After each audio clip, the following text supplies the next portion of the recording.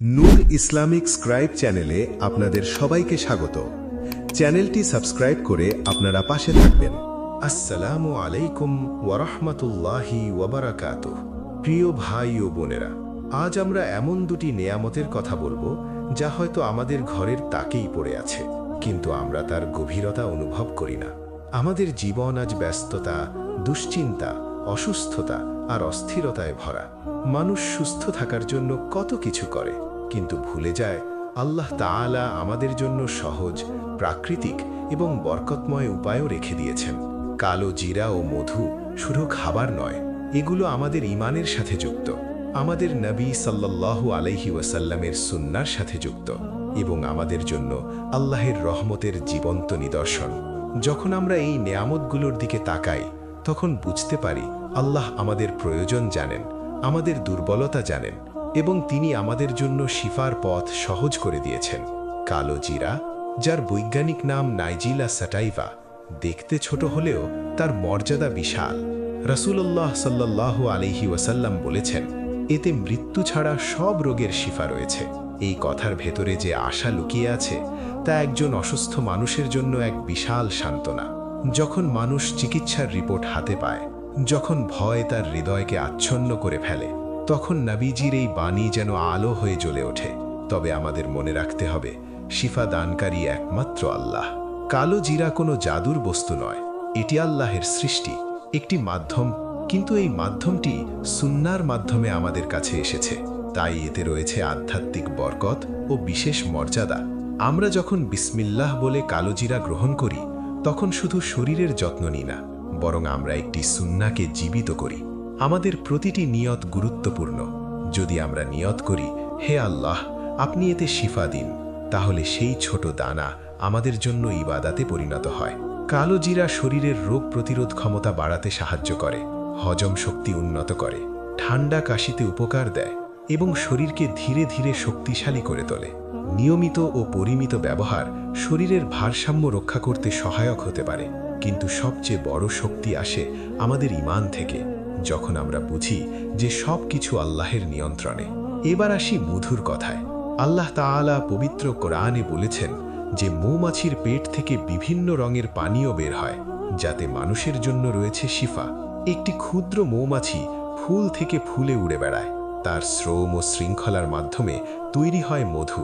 এই মধু শুধু একটি মিষ্টি খাদ্য নয়, এটি শক্তির উৎস, এটি প্রাকৃতিক পুষ্টি, এটি রোগ প্রতিরোধ ক্ষমতা বৃদ্ধির একটি মাধ্যম। আল্লাহ যখন কোরআনে কোনো কিছুর কথা উল্লেখ করেন, তখন বুঝতে হবে সেখানে গভীর শিক্ষা রয়েছে। মধুর ভেতর শুধু শারীরিক উপকার নয়, বরং কৃতজ্ঞতার শিক্ষা লুকিয়ে আছে। মধু আমাদের শরীরে দ্রুত শক্তি যোগায়, গলা ব্যথা কমাতে সাহায্য করে, সর্দি কাশিতে উপকারী এবং রক্ত পরিশোধনে সহায়ক হতে পারে। যারা দুর্বলতা বা অবসাদে ভোগেন, তারা নিয়মিত খাঁটি মধু গ্রহণ করলে উপকার পেতে পারেন ইনশাআল্লাহ। তবে ইসলাম আমাদের শিখিয়েছে পরিমিতি।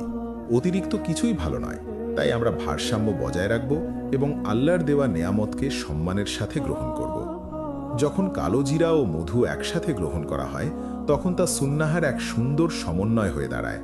ভোরবেলা ফজরের নামাজের পর, যখন পরিবেশ শান্ত, যখন মন আল্লাহর স্মরণে নরম থাকে, তখন এক চামচ মধুর সাথে সামান্য কালো জিরা মিশিয়ে গ্রহণ করা একটি সুন্দর আমল হতে পারে। সেই মুহূর্তে আমরা শুধু স্বাস্থ্যচর্চা করি না, আমরা আমাদের দিনের শুরু করি আল্লাহর নামে, তার ওপর ভরসা রেখে। এই অভ্যেস আমাদের মনকে প্রশান্ত করে, আমাদের দিনকে বরকতময় করতে পারে। তবে আমাদের মনে রাখতে হবে, ইসলাম কুসংস্কার সমর্থন করে না।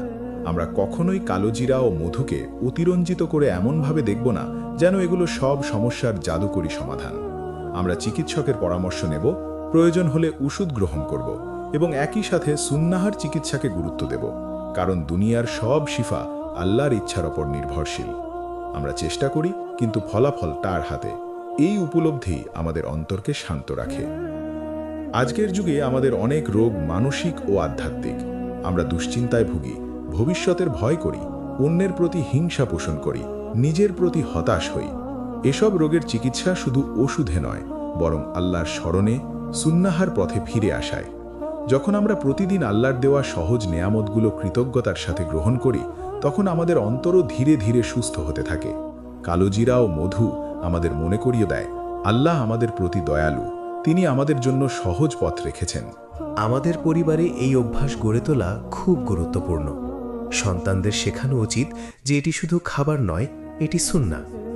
যখন মা সন্তানের হাতে মধু তুলে দেন এবং দোয়া করেন, যখন বাবা পরিবারের সবাইকে কালো জিরা খেতে বলেন, তখন সেই ঘরে আল্লাহর স্মরণ জীবন্ত হয়।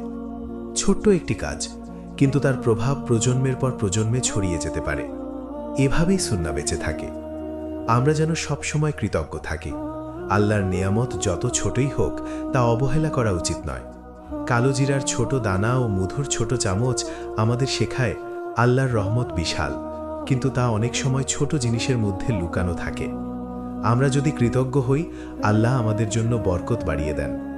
সবশেষে প্রিয় ভাই ও বোনেরা, মনে রাখবেন, সুস্থতা মানে শুধু শরীরের শক্তি নয়, বরং অন্তরের শান্তি, ঈমানের দৃঢ়তা এবং আল্লাহর প্রতি ভরসা।